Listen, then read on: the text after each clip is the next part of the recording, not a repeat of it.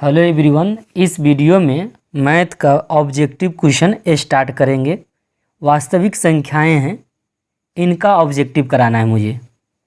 तो प्रश्न 1 में बोल रहा है कि 152 में 152 के अभाज्य गुणनखंड में 2 का घातांक क्या है। 2 का घातांक यानी 2 का पावर क्या है, ये पूछना है इनको। तो हम 192 का अभाज्य गुणनखंड करेंगे तब ना। तो राजा क्या करेंगे, अंत में 2 है तो 2 से भाग दीजिएगा। 2 9 18 और 2 6 12। अब कितना दे दीजिएगा, 2 ही से, क्योंकि 6 रहेगा अंत में इकाई स्थान पे। कहने का ये अर्थ हुआ, यहाँ पे अंत में है तो यही इकाई स्थान पे इसको बोल सकते हैं। 0 2 4 6 8 ऐसा कोई संख्या अंत में दिखेगा ना तो आप 2 से भाग डिवाइड करिएगा। तो यहाँ पर देखिए 6 दिख रहा है यहाँ पर, तो यहाँ पर 6 है इसलिए मैं 2 से डिवाइड करूँगा। तो 2 से डिवाइड करिएगा तो 2 चौका 8 और 2 8 16 हो जाएगा। फिर 2 से करेंगे क्योंकि 8 दिख रहा है यहाँ पे, इसलिए 2 से डिवाइड करेंगे। 2 दूनी 4 और 2 चौका 8। फिर कितना से डिवाइड करेंगे, 2 से, क्योंकि यहाँ पर 4 है तो अंत में इकाई स्थान पे 4 है तो तब भी 2 से भाग देंगे। तो 2 इकाई 2, 2 दूनी 4। फिर कितना से देंगे, 2 से, तो 2 छक 12, क्योंकि अंत में 2 है इसलिए इकाई स्थान जिसे बोल सकते हैं, अंत में भी बोल सकते हैं। तो 2 से डिवाइड करेंगे, फिर 2 से, तो 2 तिहाई 6। यहाँ पर कह रहा है 2 का घातांक क्या होगा। तो देखिए 2 लिख दीजिए, इसका घातांक का मतलब पावर, यानी 1 का पावर यानी कब 2 है। 1 2 3 4 5 6 यानी 6 है। 2 का पावर 6, यही घातांक बोलते हैं, यानी 2 का पावर 6। तो 6 जो है ना उसको घातांक बोलते हैं। 2 का घातांक 6। तो यहाँ पर 2 का घातांक पूछ रहा था तो 6 ऑप्शन कहाँ है, अर्थात सी में दे रखा है। ये कौन ऑप्शन हो जाएगा, सी वाला हो जाएगा। 156 के अभाज्य गुणनखंड में 2 का घातांक, देखिए फिर दूसरा क्वेश्चन इसी पैटर्न पर है। तो 156 का अभाज्य गुणनखंड करेंगे, कितना से डिवाइड करेंगे, 2 से, तो 2 7 14, 2 8 16, फिर 2 से काटेंगे तो 2 तिहाई 6, 2 9 18, नहीं देखे, 2 7 जो 2 8 16, फिर 2 तिहाई 6, 2 9 18। अब तो काटेंगे तो है ना, 3 से, 3 इकाई 3 और 3 तिहाई 9। अब तो हो ही नहीं रहा, तो 2 कितना मरतबा आया है, 2 मरतबा 2 बार आया है तो 2 लिख देंगे। तो यहाँ 2 का घातांक बोल रहा था। 2 का घातांक यानी अर्थात इसी को ना घातांक कहते हैं, पावर जिसे अंग्रेजी में बोलते हैं। तो 2 का घातांक कितना है, 2 ही है। तो इसमें ऑप्शन कितना में होगा, ए ऑप्शन हो जाएगा। ठीक है।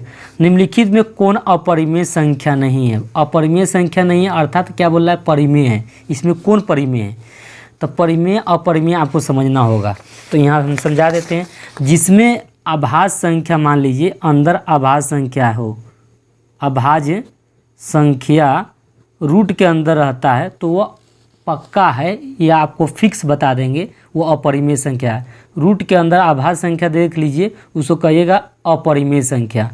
ठीक है, अर्थात रूट के अंदर जितनी भी संख्या है सब क्या है, अपरिमेय संख्या होता है। अगर वर्गमूल निकल जाए तो फिर नहीं हो पाएगा। तो अंदर खाली देखिएगा, अब वर्गमूल निकलने वाला होगा तो पहले निकाल लीजिएगा, नहीं निकलेगा तो समझिएगा रूटे में रह रहा है, तो उसका अर्थ है कि वो अपरिमेय संख्या है। जैसे कि ये 4 है, इसका वर्गमूल निकल गया 2, तो ये क्या हो गया, परिमेय हो गया। तो परिमेय संख्या जिसे p/q के रूप में लिखा जाता है और उस पर रूट नहीं चला जाता है। पर ये परिमेय है कि नहीं, ये परिमेय नहीं है, अपरिमेय, क्योंकि रूट के अंदर है, ये नहीं निकल पाएगा, इसलिए ये अंदर है, इसलिए ये क्या हो जाएगा, ये अपरिमेय संख्या है।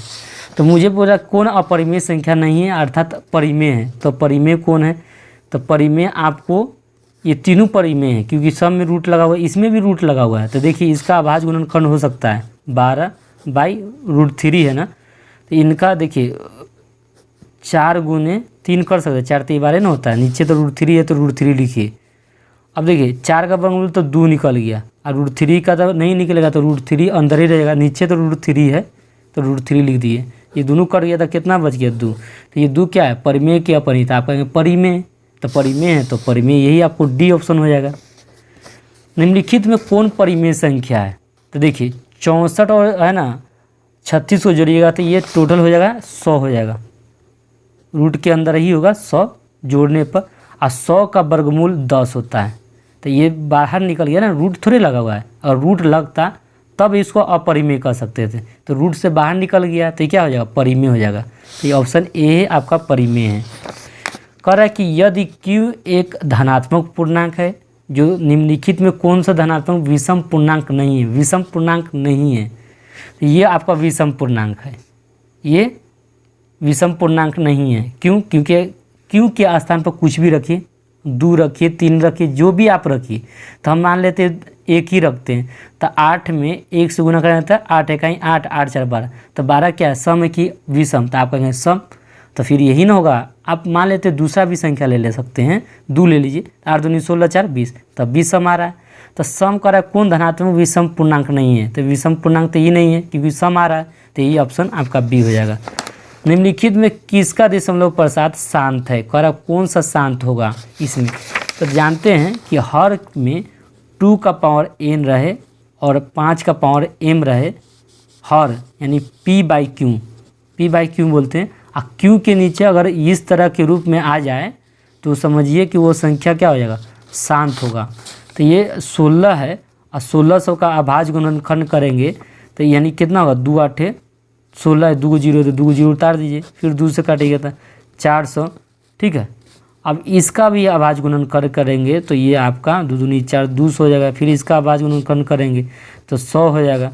फिर इसका अभाज्य गुणन करेंगे तो 50 हो जाएगा। फिर इसका अभाज्य गुणन करेंगे तो 25 हो जाएगा। तो समझ में आ रहा है। तो इन संख्या देखिए 15 है तो 15 लिखिए यहाँ पे, और नीचे इसका अभाज्य गुणनखंड किए ना तो देखिए 1 2 3 4 5 6, 2 का पावर 6 हो रहा है और 5 का स्क्वायर 25 होता है।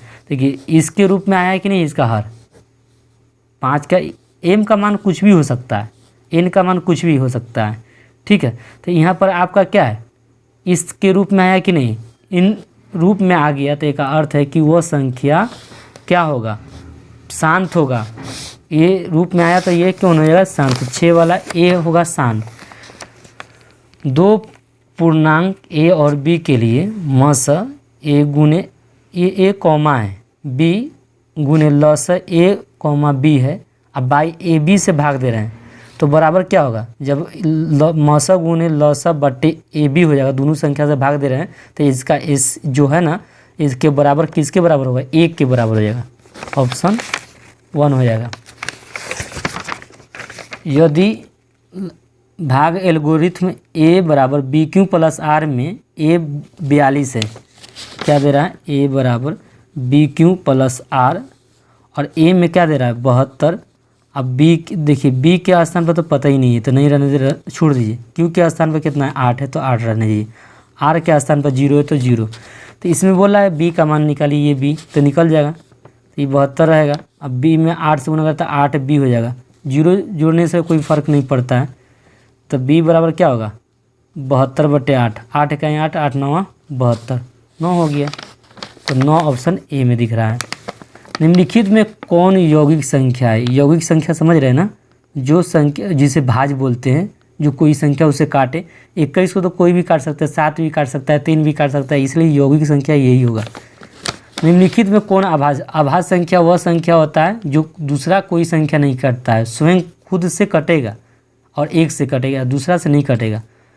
तो ये 31 खुद से कटेगा और 1 से कटेगा, यही आभाज्य संख्या होगा। 10 का डी हो जाएगा। 2 संख्याओं का मौसा, 2 संख्या का मौसा 27 है और लौसा 162 है। उनमें से एक संख्या 54 है तो दूसरी संख्या, तो देखिए दूसरी संख्या का फार्मूला होता है, दूसरी संख्या का अगर फार्मूला निकालना हो तो लौसा गुने मौसा, तो फार्मूला होता है लौसा गुने मौसा बट्टे में पहली संख्या से भाग दे दीजिए, दूसरी संख्या निकल जाएगा। तो लौसा कितना है, मौसा कितना है 27 है तो 27 लिखिए, और लौसा कितना है 162 है तो 162 लिख दीजिए, क्योंकि दूसरी संख्या का फार्मूला होता है लौसा गुने मौसा। तो लौसा कितना है 27 और मौसा कितना है 162, तो गुना बीच में तो गुना कर दिए। उनमें से एक संख्या कितना है 54, तो 54 लिख दीजिए। तो 27 से कहे 27, 27 दूनी 54, 2 1 है 2, 2 8 16, 2 1 है 2, 81 आ गया। तो ये डी ऑप्शन में दे रहा। क्वेश्चन 12 में देखें, 130 15 गुने 8 प्लस 10 एवं 15 बराबर 5 गुने 3 इक्वल 0 में मौसा इतना का क्या होगा। तो इनका मौसम कौन काटने वाला है, 5 है ना, ये काटने वाला है, तब ना यहाँ से 0 आ रहा है। तो काटने वाला कौन यहाँ पर है, 5। यही जो 5 काट रहा है ना, तो यही आपका मौसम हो जाएगा। ये ऑप्शन कहाँ दिख रहा है इसमें, 5 डी में दिख रहा है। 81/2 ये एक है परिमेय के अपरिमेय, इनमें से कौन ऑप्शन है। तो 81 का वर्गमूल क्या होता है, 9। अब बट्टे में 2 है तो 2, तो ये 9/2 है, तो p/q के रूप में, जो p/q के रूप में होता है उसे परिमेय संख्या कहते हैं। तो ऑप्शन ए लगा दीजिए। प्रत्येक परिमेय संख्या होती है, प्रत्येक परिमेय संख्या कौन होगा, प्राकृतिक नहीं, गलत है। एक पूर्ण संख्या नहीं, गलत है। एक पूर्णांक गलत है। एक वास्तविक संख्या हो सकता है, ये ही होगा। प्रत्येक परिमेय एक वास्तविक संख्या हो सकता है। 22/7 ये p/q के रूप में लिखा है, इसलिए इसे परिमेय संख्या मार दीजिए ए को, इसमें कुछ देखना ही नहीं है। क्वेश्चन आपका 64 के अभाज्य गुणनखंड में 2 का घातांक पूछ रहा है, 64। तो 64 इसका स्क्वायर करेंगे तो 8 का वर्ग कितना होगा, 64 होता है। 8 का अभाज्य गुणनखंड 2 गुने 2 गुने 2, तो इसका पावर ऊपर 2 है तो 2 लिख दीजिए। इसका पावर जोड़ेंगे तो 3 होगा, तो 3 दूनी 6। तो 2 का घातांक यहाँ पूछ रहा था। 64 में अभाज्य 2 का घातांक, 2 का घातांक जिसे पावर बोलते हैं, तो 2 का घातांक कितना आया, 6 आया। सी ऑप्शन में महत्तम समापवर्तक पी क्यू, लघुत्तम समापवर्तक पी क्यू के बराबर है। देखिए इसको महत्तम समापवर्तक क्या कहते हैं, मौसा, और लघुत्तम समापवर्तक कहते हैं एलसीएम। तो मौसा गुने लसा बराबर दोनों संख्या का गुणनफल होगा। तो दोनों संख्या कौन है, बी क्यू कौन है, कहाँ गुणनफल है, यहाँ पर ए ऑप्शन होगा, क्योंकि दोनों गुना के रूप में, तो इसलिए ए ऑप्शन होगा। निम्नलिखित में कौन सी सबसे छोटी प्राकृतिक संख्या 1 से स्टार्ट होती है, तो ऑप्शन कहाँ हो जाएगा, सी हो जाएगा। निम्नलिखित में कौन सी परिमेय संख्या, परिमेय बोल रहा है तो ये परिमेय नहीं होगा, क्योंकि रूट के अंदर ही बाहर निकल ही नहीं सकता है। ये भी नहीं हो सकता है, नहीं ये भी होगा कौन, ये, क्योंकि 25 का वर्गमूल कितना होता है, 5। ये परिमेय है कि नहीं है, क्योंकि इसके नीचे 1 छुपा रहता है। ये p/q के रूप में आ गया, जब p/q के रूप में आ गया तो इसी को क्या कहेंगे, तो परिमेय का रहा था कौन है, तो परिमेय ये आ गया कि नहीं आ गया, p/q के रूप में, यही ऑप्शन होगा, ए ऑप्शन। 20 में देखिए कह रहा कि p/ इतना के रूप में इतना को लिखा जा सकता है। तो क्या आपको दे रहा है 0.66 बोलिएगा, 67 नहीं पढ़ सकते, 0.67 पढ़ सकते। इसको भिन्न में लाइए तो 67 दशमलव के बदले में 1, इसके बाद कै अंक है, कै वो अंक है, तो 2 तो 2 0 पड़ जाएगा। अब 67 लिखिए। अब जानते हैं इसका अभाज्य गुणनखंड कर देंगे कैसे, क्योंकि है ना 25 चौका 100 होता है, तो 2 का स्क्वायर ये हो जाएगा, अब 5 का स्क्वायर हो जाएगा, तो 2 का वर्ग 4, 5 का वर्ग 25, तो 25 चौका 100। इनका अभाज्य गुणनखंड करेंगे तो इस रूप में आ जाएगा, इनका अभाज्य गुणनखंड करेंगे तब आएगा इस तरह। तो मैंने डायरेक्ट कर लिया है, आपको नहीं समझ में आता है तो यहाँ पर देखिए, तो 2 या 25 नहीं 50 होगा, 100 का दिया 50, 50 का दिया 25, और फिर कितना 5, 50, 25, तो 2 का वो है 2, तो 2 गो है तो 2 का पावर लिख दिए, 5 का वो है तो 2 गो है तो 2 को पावर लिख दिए। अब ये आंसर कहाँ दिख रहा है, 67/2 स्क्वायर, तो यहाँ पर 2 स्क्वायर 5 स्क्वायर, तो 5 स्क्वायर यहाँ दिख रहा है, तो ऑप्शन बी में दिख रहा है। तो करेक्ट आंसर यही होगा। पी और क्यू 2 अभाज्य संख्याएं, तो उनका मौसा देखिए, 2 अभाज्य संख्याओं का मौसा 1 होता है, हमेशा 1, आपको याद रखना होगा, 1 ही होता है।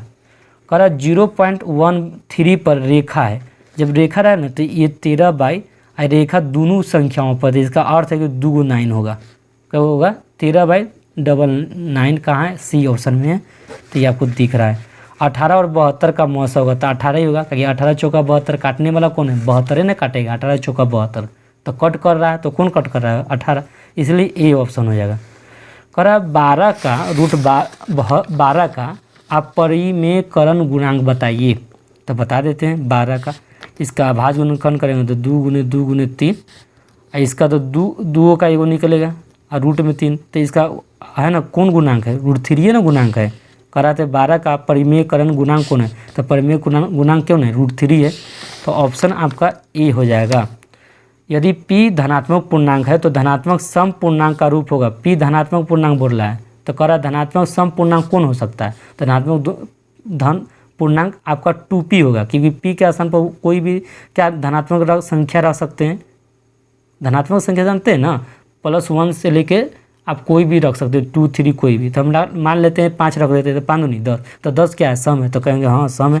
तो यहाँ धनात्मक सम पूछ रहा था ना, तो धनात्मक सम यहाँ पर तो फिट हो ही जा रहा है। अगर p के स्थान पर 7 ले लेते हैं, 7 दूनी 14, 14 क्या है, सम है। तो सम है, तो आपको समी धनात्मक सम संख्या के रूप में कौन ले सकते हैं, यही ना ले सकते हैं, क्योंकि कोई भी संख्या यहाँ पर पुट करेंगे तो सब क्या देगा, सम देगा। निम्नलिखित में किसका दशमलव प्रसाद शांत है, कौन सा शांत है इसमें। तो आपको जानते हैं ना, ये इसका तो आवाज़ गुणनखंड करेगा तो ये तो नहीं आएगा, 3 5 15 3 आ रहा है।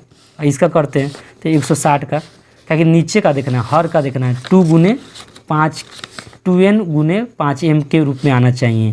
तो 160 का आवाज़ गुणनखंड करेंगे तो 80 हो जाएगा, और 80 का आवाज़ गुणनखंड करेंगे तो 40 हो जाएगा, 40 का आवाज़ गुणनखंड करेंगे तो 20 हो जाएगा, 20 का आवाज़ गुणनखंड करेंगे 10 हो जाएगा, और इसका करेंगे तो 5। तो देखिए, तो 11 बटे और 160 है, इसको लिखना है 11, और इसको है ना 2 लिख देना है। 2 का वो है 1 गो 2 गो 3 गो 4 गो 5 गो, तो 2 5 हुआ है गुने 5। तो देखिए 2 का पावर m गुने 5 का पावर m के रूप में आया कि नहीं आया। जब इसके रूप में आएगा तो वो क्या हो जाएगा, शांत हो जाएगा। तो इसका अर्थ हो गया ऑप्शन कौन हो गया, बी हो गया। निम्नलिखित में किसका दशमलव प्रसाद अशांत है, अशांत।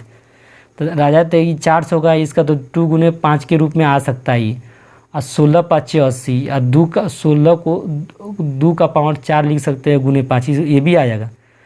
और इसको नहीं लिख सकते क्योंकि 11 गुने 11, इसके हर को अभाज्य गुणनखंड में 2 गुने m के रूप में 2 का पावर n गुने m 5 का पावर m के रूप में इसको नहीं लिखा जा सकता, इसलिए ऑप्शन सी आपका नहीं होगा।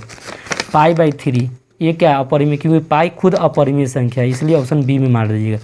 144 के अभाज्य गुणनखंड में 2 का घातांक, 144 के अभाज्य गुणन, तो 144 के अभाज्य गुणनखंड में क्या बोल रहा था, 2 का घातांक। तो 144 किसका वर्ग है, 12 का वर्ग है। 12 का अभाज्य गुणन 2 गुने 3 होता है, इस पर स्क्वायर है तो स्क्वायर लिखिए।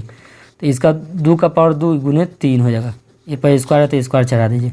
देखिए गुना चढ़ेगा 2 दूनी 4, इस पर चढ़ेगा 3 का स्क्वायर हो जाएगा। तो 2 का पावर कितना है, 2 का पावर 4 ना है, 2 पर कितना घातांक है 4। तो घातांक 2 का घातांक पूछा था 4, ऑप्शन कौन हो जाएगा, सी, क्योंकि यहाँ बता दिए। 45 और 60 का मौसम, 45 और 60 का मौसम पूछ रहा है, 45 और 60 का, 45 इकाई 45 घटाएंगे तो 15 हो गया, 15 को है ना घेर देना है और अंदर 45 को लाना है। तो 15 3 45, काटने वाला कौन है, 15, तो वही हो जाएगा मौसम, 15 काटने वाला है, तो डी में ऑप्शन दिया है। 2 लगातार सम संख्याओं का, 2 को लगातार आपको सम संख्या लेना है, एगो 2 ले लिए, सम तो 2 ही है, 4 भी तो समय है, इन दोनों लगातार लिए हुए, दोनों लगातार समय, इसका जब मौसा निकालने जाएगा तो 2 दूनी 4, काटने वाला कौन है 2, जो काटता है वही मौसा होता है। 2 लगातार है ना सम संख्याओं का मौसा जब निकालेंगे तो 2 ही आएगा, तो ऑप्शन कौन हो जाएगा आपका, सी हो जाएगा। निम्नलिखित में कौन सा अपरिमेय नहीं है, अपरिमेय नहीं का अर्थ है कि परिमेय, कौन परिमेय है इसमें, तो परिमेय कौन है आपका, डी होगा। तो कैसे होगा, तो ये आपको समझना है, बहुत ज़रूरी है समझने के लिए। तो 3 लिख दीजिए, और 75 का अभाज्य गुणनखंड लिखना होगा। बाई कितना है 48, रूट 48 है, तो 75 का है ना आपको अभाज्य गुणनखंड करना है, तो कितना से भाग देगा, 5 से, 3 से भी दे सकते थे, 3 से दीजिए, 3 दूनी 6 और 3 5 15, फिर 5 से दीजिएगा तो 5 हो जाएगा। 48 का भी अभाज्य गुणनखंड करना होगा तभी ना समझ में आएगा। ये 24 हो जाएगा, इसका अभाज्य गुणन 12 हो जाएगा, इसका अभाज्य गुणन 6 हो जाएगा, और इसका अभाज्य गुणन 3 हो जाएगा। आ जाएगा कि नहीं 3।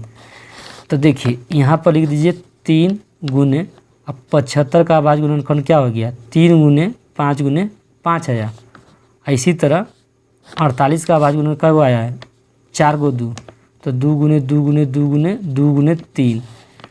देखिए 3 रहने दीजिए, ये 2 का क्या निकलेगा, ए निकलेगा, तो 5 निकल गया, मगर रूट 3 नहीं निकलेगा, इसीलिए रूट 3 रह जाएगा।